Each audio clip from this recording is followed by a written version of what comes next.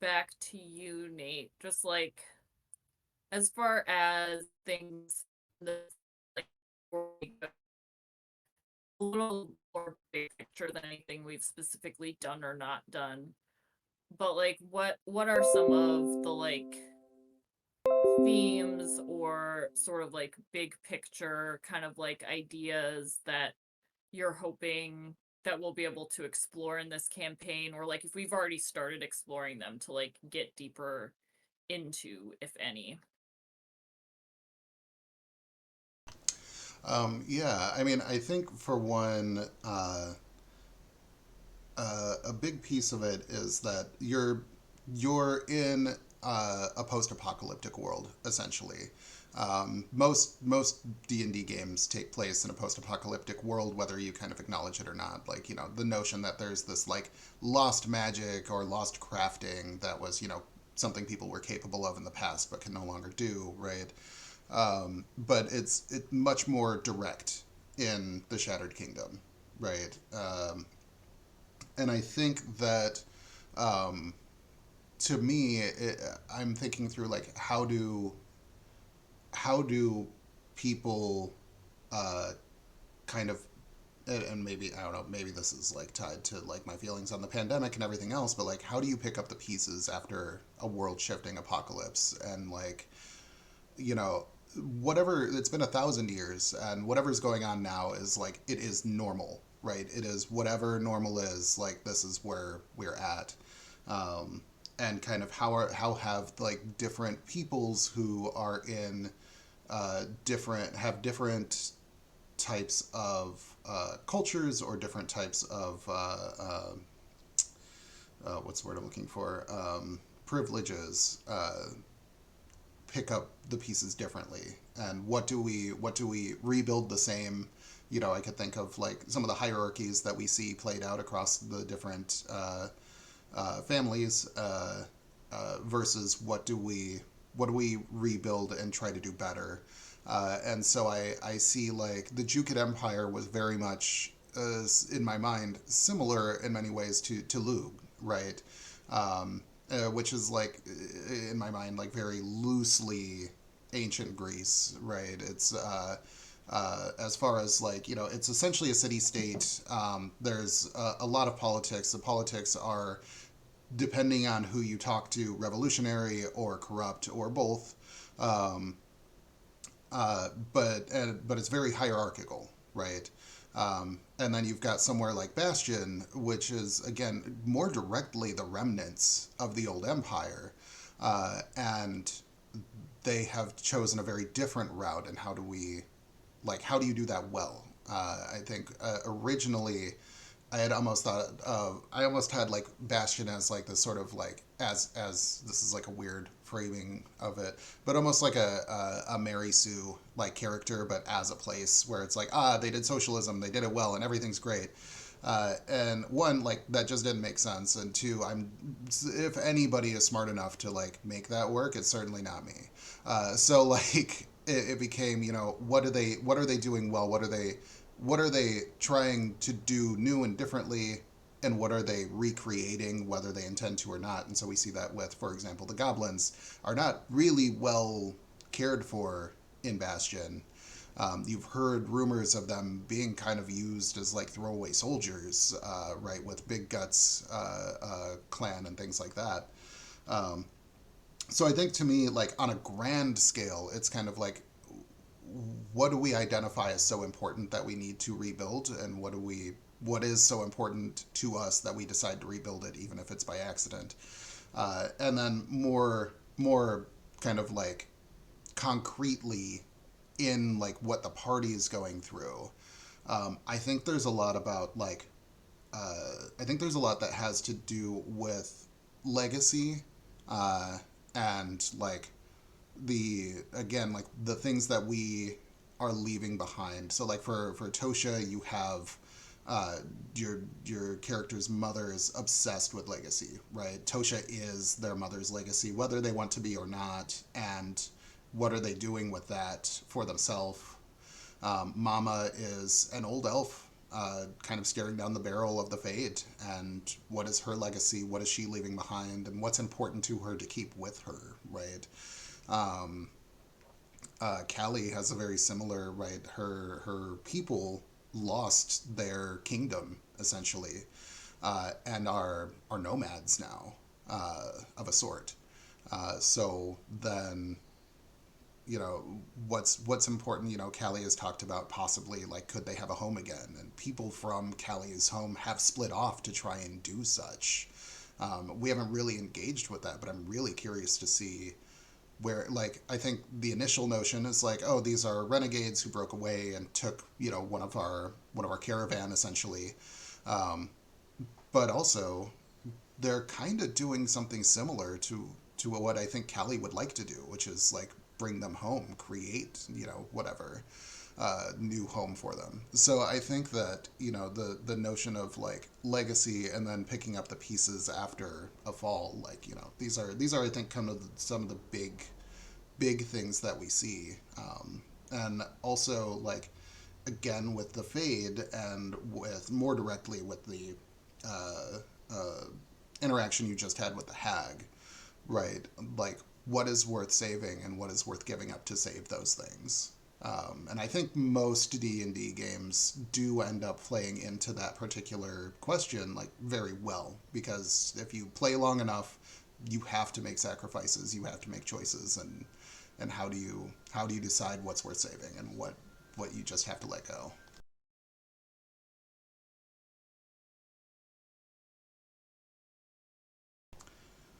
Um, I only had one more question written down, but it's also for Tosha, and to avoid just us two bouncing back and forth, I'm just going to toss it to anyone who has a question.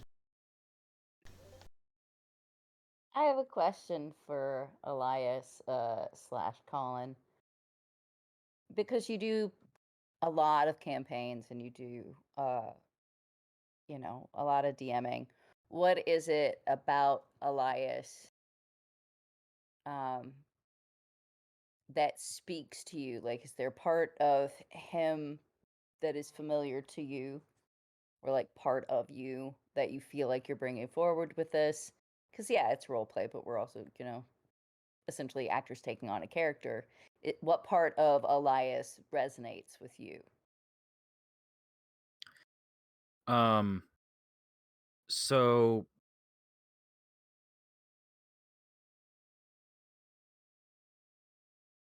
like you said, I do a lot of stuff where I have to do a bunch of different characters. Same as Nate. If you DM, you have to do a lot, which is fine in most cases. But I found that what I've tended to gravitate towards is either making a character based off a very specific concept, or making a character based off a very specific mechanic.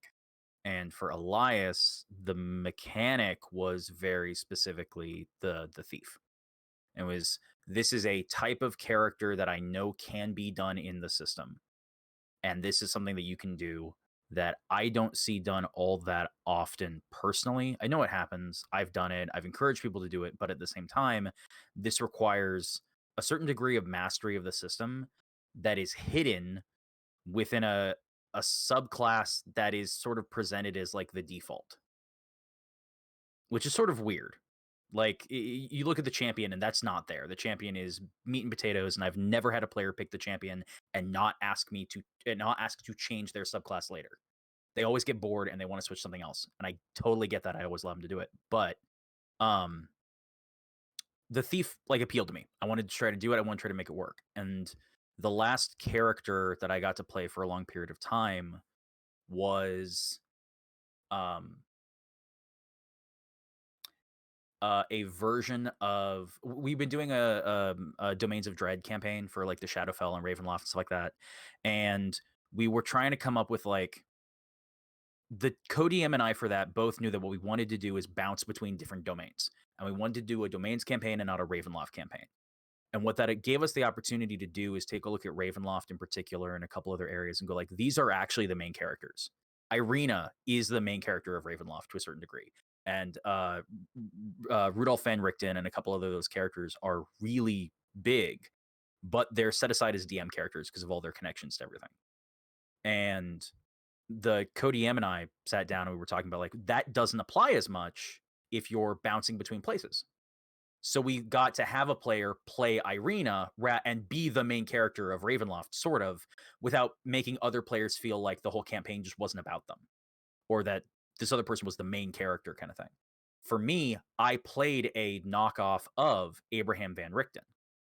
And the whole vibe for that character was me doing a homebrewed herbalist rogue, which was like you take the thief and the healer's kit, and then you just build the entire subclass around that, rather than the thief stuff. And I had a lot of fun doing it, and I had a lot of fun playing this older gentleman who has a very distinct sort of German accent that I took off an Austrian guy, actually. But he is this like very, very yeah, it was an Austrian actor, and I was like, okay, I'm gonna try to do that as best I can. Not great, but you know, it's as best as I can do it. I'm not getting like paid to try to actually learn it. But he was a lot of fun for me to play because I was playing specifically a doctor. Like this is someone who wants to heal, wants to do all that kind of stuff. And I tend to default to, is a really roundabout answer to your question. I'm really sorry. I tend to default to somewhat, and you will see this in Elias. Somewhat snarky, somewhat sarcastic characters at times, where I don't think I've ever played a paladin straight. I've never really ever played a cleric. And partly that has to do with like me and my relationship with religion, how all that kind of stuff works, and what I find compelling about certain characters. But there are certain bits that I gravitate to in those characters. I'm more often than not trying to pull away from some of those. And the hope when I made Elias, and I haven't gotten as much opportunity to do it because it just hasn't made sense to do it, is I really wanted to lean into the division between the personalities of the various aliases that he had. I really wanted it to be something where, like, for the first chunk of the campaign, he's Alar, and then we leave, and he's Elias. And the problem is that I keep needing to keep the Alar mentality going on. So that sticks in there. And one of the big things I wanted to do with that, and I've been trying to keep up with it, and I keep slipping, but um, I really wanted there to be a very distinct relationship between like Alar and Mama. And you talked about like how for Mama, you have these new adopted members of your family. And I think Alar would, like, as a personality or as like an alias, has zero issue with that. There's a reason why I try to, as Alar, call Mama Mama. Elias calls Mama Hazel. And I've done that intentionally a couple times. I've slipped, but I've been trying to stick with that. And like there is that distinction there. And it's not that Elias doesn't like Mama or see her as a friend or anything like that. He just doesn't see her as like his personal matriarch or something that like is quite as deferent. He sees her as a friend. And there is that, like, I really wanted to get that distinction between them, and it's not something I've done as well as I'd like, but that was kind of the hope, is that, like, you know, we go here and we go to this new area, and Elias goes like, okay, cool, let me go get some information. And he like pulls on a pirate cap in the pirate town and a coat and goes, Army hearties, I'm this other character who's come in to get some information, and like tries to do completely different as a character. I haven't gotten the opportunity to do that as much. I was toying with ideas when we were going to Bastion about like, because originally my thought was that we'd go up to Kashir and then we would go down, like we'd be done. So my original idea was, you know, I have the elf vibe for Kashir, and then when we leave, Alar was going to fully grow his beard in and wear his hair differently to cover the ears. So he comes back to Lug and looks completely like a human. I was playing with that, and the if you read the Jason Bourne books, the original ones, there's this bit about him being like, he's a very middle of the road guy in terms of like, he has gray eyes that in the right light are either gray, blue, or green. He's tall enough to be okay. He's not short, but if he slouches, it sinks down to like medium, or like he can raise up. I kind of wanted to get that plasticity in terms of identity. But because we're not doing a lot of the intrigue, that hasn't been the main focus. So what you're ending up with is what comes from me is the like deep interest in the lore because half the time that is Alar going, wow, this is really cool to find out about all this old dragon stuff. This will be really great to give back to my superiors. And the rest of it is me going, I want to know all of this. I want to know everything. I look at my lore doc and I've got like that whole thing of like, okay, so if the Groomp stuff is maybe okay, there's a different name here, but maybe it's connected to the elves and the whole thing with the Crass family and the elves and this over here and all this other stuff going on. Like, what does this mean? And I'm sitting there going like, okay, I know this name from this thing and this name from this thing and this all and I find that very interesting. And I love to see how people take base parts of the lore from Forgotten Realms or D&D as a whole or Planescape or any of the like the really really star settings and then fuck with them to either make them work better for their team or just make them work better because a lot of that stuff is old in a bad way. There's some really really bad stuff in some of the old books and comparatively there's fantastic stuff. Like you'll talk about the Run, which is this really, really bad ritual that has to do with like Illustrae and stuff, and it's just awful. And at the same time, I'm doing like Planescape stuff now, and we're talking about the which is spelled VRRLZK, and they're these like or the Verzalisk or whatever you want to pronounce it. I just like making buzzing noises because I think that's more fun.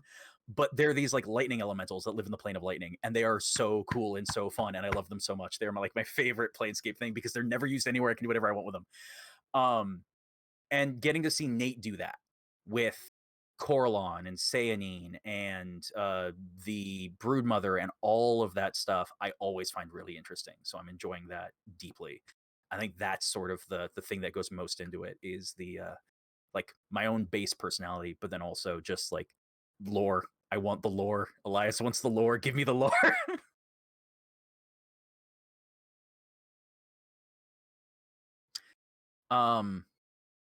I talk a lot. Sorry. That's the other thing is I talk a lot. For technically this is for everybody. Because this is something that like obviously Nate is going to have quite a bit of weight on, but it's also for the individual players and how they interact with things.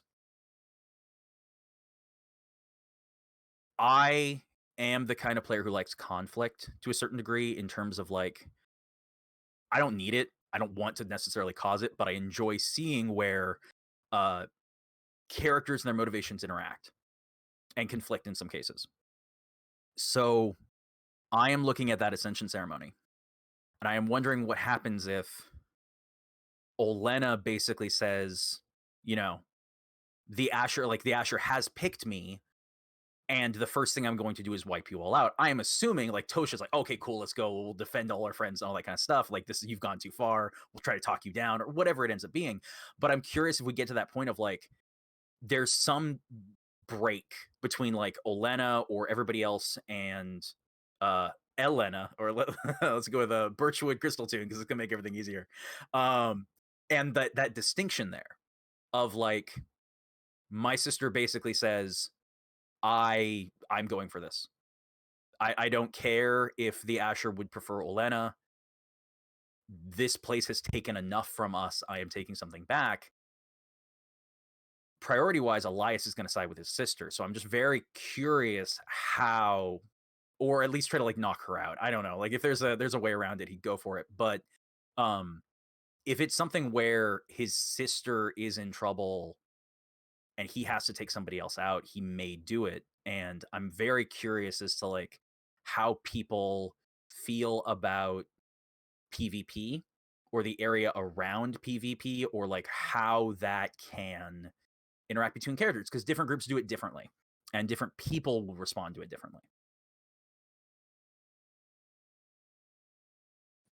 Yeah, I mean, I think from my perspective, I'm totally down for PvP in an instance where it like makes sense for the Mhm. characters. Like I and I think I think there's a lot of mystery around the Ascension ceremony, right? Like Mhm. even as much as Tosha knows about the religion and as much as the ceremony has been like a known quantity, like they don't actually know like how is this choice made? Like I think they assume from a religious standpoint, like, this is ultimately between the Asher and that person. So whoever it ends up being is, the choice, and they don't necessarily have a lot of say in it. And I think Hmm. that's like been a lot of the fear that Tosha has carried, is that like, will I just become the bride even if I don't want it? Hmm. And like, is this an enforced thing or is there a choice?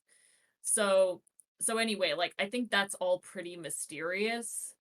But in a vibe where it's like, Olena and Elena are like rushing for the altar where whoever steps there first becomes the bride. Like, I don't know. I get the sense it won't be that arbitrary or like Hmm. necessarily something we can fight over in that way.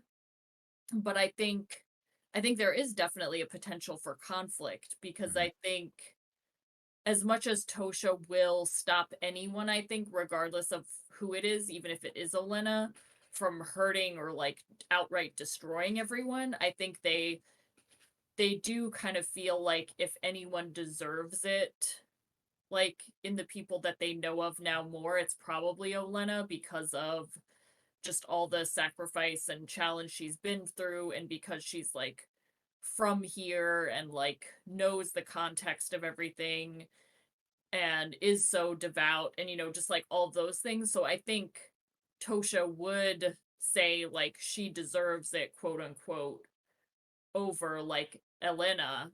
Hmm. um but I also don't think that, you know they necessarily like want to hurt anyone else who's there. And if the Asher was like, no, I choose Elena, I think Tosha would also be willing to be like, as long as, depending on how their conversation with the Asher goes and what they learn about the Asher's Yeah. intentions, like they would also be willing to be like, hey, that's the choice that was made. We have to respect that Yeah. kind of thing. But I think there's definitely an option for that conflict, and I'm down to play that out. I think in general, Tosha is a character that does generate some conflict within the party and with others, just because of how like blunt they are and how like they see things like so directly. Like I know there's been a number of times when like Tosha may have revealed or said more things than like the party might have preferred, but that it's just like their way. And so like as a player, I try not to like cross the line too much to where like I'm gonna super upset, any of the other players, or like, fuck up what anyone else is trying to do, while also being true to the fact that like this is a young, naive character who like likes to approach things in the most like straightforward way possible and doesn't really understand Hmm. a lot of the other social elements. So I mean, I think there's a lot of, and they're also very privileged and have like no sense that that's the case.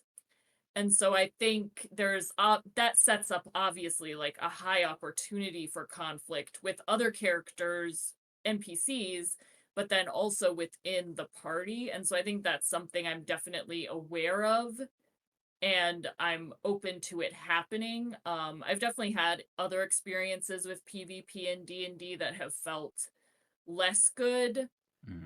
But I think as long as it comes from a place of like ultimately the players respecting each other and, doing what makes sense for the characters, I think I'm totally fine with it. And I don't think either, if it came down to like Elias and Tosha, I think both of them would have a sort of similar outlook, as far as like, I don't want to kill this person outright or do anything like super cruel. Like, if we disagree, I'm just going to be trying to stop you Yeah. in the most like, humane way as possible. I And think, so, yeah, if it came down to Alar and Tosha, it's both of them going, we don't want it. Someone else. So that'd be interesting. Yeah, any kind of PvP comes up, I come at it with the perspective like I've already written the character off as dead, personally. And part of that's just like I've mentioned it. I like playing more characters. If somebody dies, I'll make a new one. And I don't get I like characters, but I don't get that attached to them as some people do. But Yeah, I was just curious what other people's perspective on that would be. Yeah, Molly, do you want to take that one too? I get really attached to my characters, but that's because my acting training. Um, I mean, I was an actor. I still teach drama, so like theater and getting into character and taking on all those personal elements. I mean, that said, Hazel has a lot of children for a reason, because it is a game and it's based on dice. And some days my dice like me, and some days they don't. Um, I think in terms of like inter-party conflict, it's important for the players outside of game to have that really good communication, um, and clear respect, because when it starts to become like a power struggle between people, not characters, that becomes unsafe.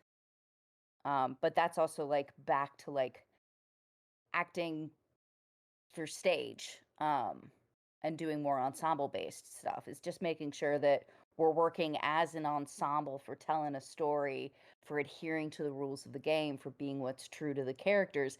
And you kill people on stage, like that happens. Um, but just to make sure that Macbeth and Macduff don't actually hate each other in real life and really hurt each other, and that's like kind of along the lines for me. Um, I have less of a place in this particular fight because I don't know that I'm gonna get to see any of it, other than like, well, there they go. Because but it might be a situation like it was with the grandmother in the mountain, and I don't know yet. Um, I think Mama is more of the like smack him upside the back of the head, like, what the hell do you think you're doing? Sit down, kind of like person. In terms of like her fighting, she would rather get people to stop fighting each other unless somebody's clearly evil or almost right. So, Mhm. um, yeah, that's a little bit more along my lines. It's that respect thing. Yeah. Yeah, I think for me as a DM, for a long time, I was basically like, look, like, let's not. Because I have had games where either I was a player in the game, and like some characters were just like having, kind of like you were saying, like a power struggle between players. I won't say that I wasn't one of those players, but I've definitely seen that kind of like just suck the fun out of a game. And it's immediate. It is immediate when it starts to happen. But I think in a situation where, for very clear story reasons, and everyone is on the same page, that yeah, I think if you're in the Ascension and I don't know, there's like a giant purple elephant that shows up and is like, whoever like can come and touch my trunk first, you are the new spouse of the Asher. This is not how it works, by the way, but as an example, uh whoever can touch my trunk first and you all have like a showdown, like you don't necessarily know ahead of time that that's what's going to happen, but I do think in that particular situation, with the setup, with the conversations we've already had, like it's clear that that's a possibility, especially if you fall on different sides of the fight. Like you two in particular, your two characters, Jamie and Colin, don't necessarily want to win, but you also have other people you want to protect, and that can, if it comes down to it, depending on how that plays out, like I don't foresee necessarily you being at odds, but also I don't know what you're going to find out between now and then, because I do foresee that it could happen, and like I think in that situation. For that in particular, like we have a lot of build up to that. I think if you were just like having a row at the like campsite while you're traveling for like no reason, which I have seen, uh, that's a whole different thing. That's something that should just be sorted out away from the table. Yeah, or the thief character deciding to pull a Kender and just be like, I want Oh everyone's God, don't everything. get me started. Yeah.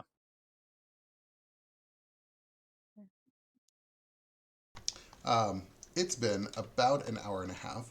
Does anyone have a final question to throw out to the group?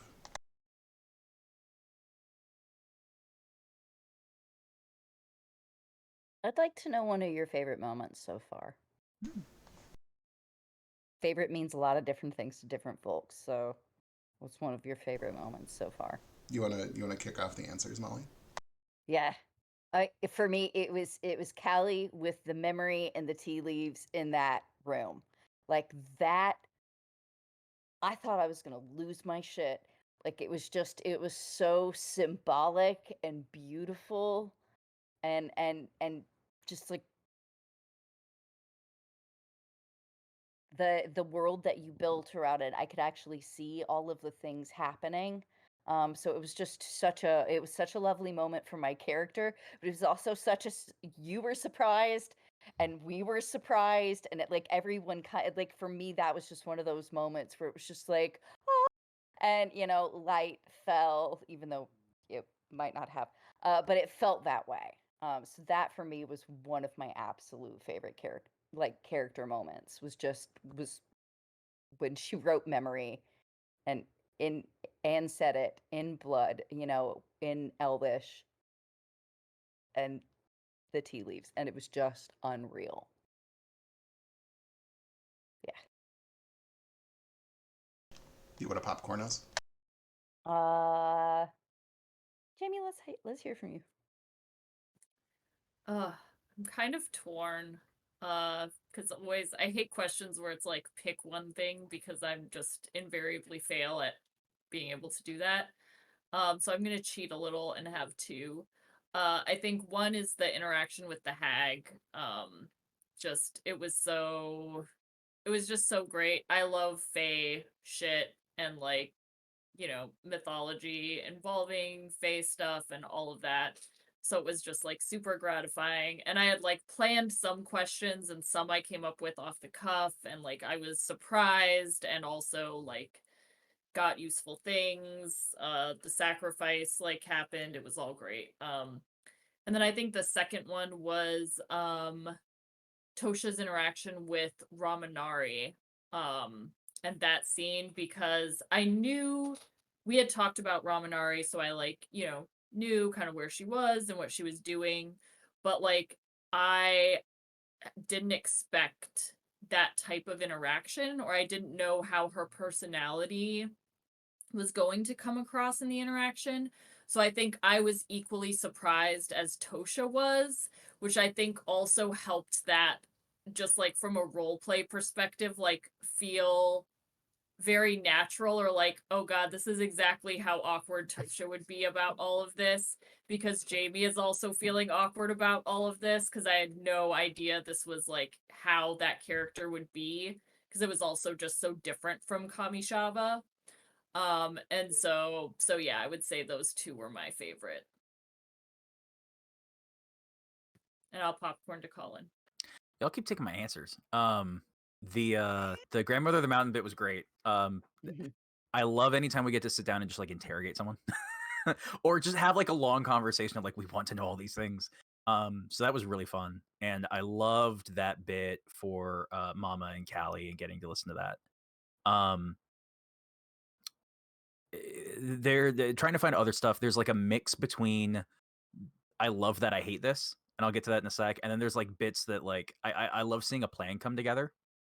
Um, so I love getting used that box to explode on Putrid Eustace, but the one that really comes to mind is, because this is sort of the two thing, you having that moment in the funeral where this funeral is happening and then suddenly possession happens, the like prophecy spews out and people are all just like, what the fuck? Or like the reveal, it's like we lay our person down, I hated all of you, like that kind of like I was the one who kind of thing.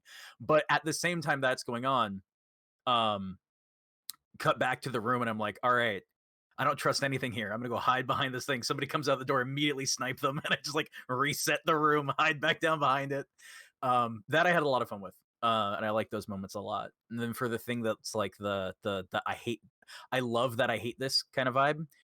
It's either the oh, you're having a dream, okay, it involves your grandmother, okay, you have a tattoo, fuck, or the Gregor for the same thing. Like I put things that were problems in my backstory, and it is fun to have them come up, and that extends to the like you have to go underground, fuck, you have to swim, fuck.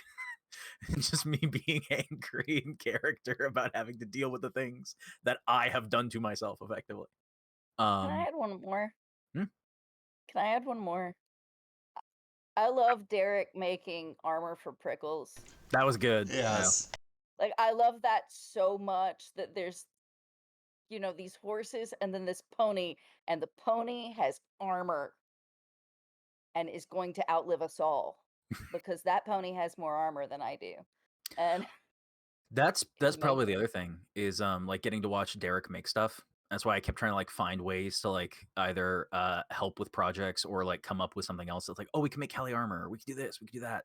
Um it's cool getting to see Derek put something together like Prickles or definitely not liable death sled for children kind of thing. Absolutely. Um, Oh, uh, actually, sorry, I wanted because this is a you thing. I really want to mention it. Um, the gear, the yeah. planar ally, that whole bit is always really cool. I love Planescape, you know that, and listening to like your version of the cosmos is something that I'm very interested in because of the whole like the old gods and the whatever and the other like normal gods of D&D stuff. So that was really cool. I did have a huge amount of fun running the Hag encounter. Like, I got surprised a couple of times by you folks, which is always exciting as a DM. Like, I had a lot of fun with that. And I spent a bit of time planning that. Similar with when you went to the Demon Web pits. There were some things that were just like, oh, people just like see some crazy shit because it's the Demon Web pits. But there's a couple of you that you had very pointed, specific things that you saw. Um, and I again spent a lot of time planning that and figuring out how that would fit together. And so like those are things I had fun like prepping, but like actually enjoying in game. I agree. I think uh, I had this image, the Hellfire Wyvern fight. Um, you all handled it. You handled it like very well. To the point of like figuring out the problem and having the plan come together. Realizing that hey, maybe if we just attack the baby and specifically don't kill it, we can maybe get through this minimally scathed. Unscathed was kind of out of the question at that point, but minimally scathed, right? Um, because absolutely, if you had killed that baby, the Hellfire Wyvern would start doing more damage and would have attacked you until it died. It would have been incredibly. It would have been enraged, right? You would have hit the enraged timer on the boss, and it would have been bad. So like having you all figure that out from like kind of minimal hints, uh, and not going out there, and then also the fact that um, Derek actually had a really great moment of like, I'm going to attack the baby and draw its attention, and then I'm going to go towards the wyvern.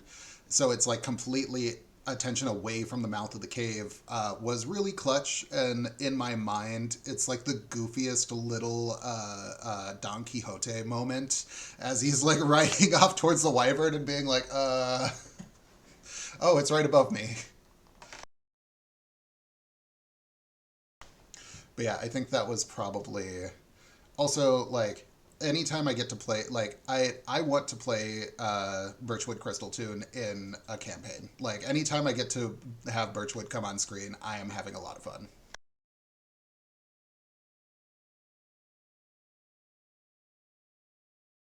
Awesome. But yeah, I think next time we do this, this is going to sound like the most nerdy thing ever, and it is, and I'm just uh, refuse to apologize. But I think next time that we do something like this, we might do a few questions, and then something that Jamie and I have done with some of our other friends in a different game is totally play like some of the Jackbox games in character. If you're familiar with the what is it called? There's one where you like role Role models. models. Yeah, Yeah. playing role models as characters and kind of like who's like this teen movie or whatever. It's so much fun. I think we should definitely do that next time. What's the other? Awesome. It's I don't remember the name of the game. It's something what I'm like more about you or whatever. Oh, I don't know Um that one. no, it's a side mode for one of the like core Jackbox games. It's in like Party Pack 5 or something. But it's like the Balderdash game where like it asks you questions, it's like, you know, yes or no, or like the this thing or that thing kind of thing you have to select. Excellent. And yeah, it's one of the ones where it's like you have to it's kind of like two truths and a lie. It's like put up a lie and a truth and see who votes for which one kind of thing. So those are fun. Cool. Yeah, no, we'll have to do Yeah, something like that next time. absolutely. All right. Well, thank you three for being here and going through this. Looking forward to next weekend actually doing another session and maybe getting to the Mountain Temple. Mm. You're only at this point 7 weeks away from the Ascension ceremony. You have one more weekish of travel, um, but you should get there with 6 weeks to spare between traveling back and doing your research. So, or whatever else Nice. you want to do. Cool. Thank you guys for showing up. Thank you for I think the one watcher is me. So I thank you me for watching. Yeah, catch you all next week. Bye.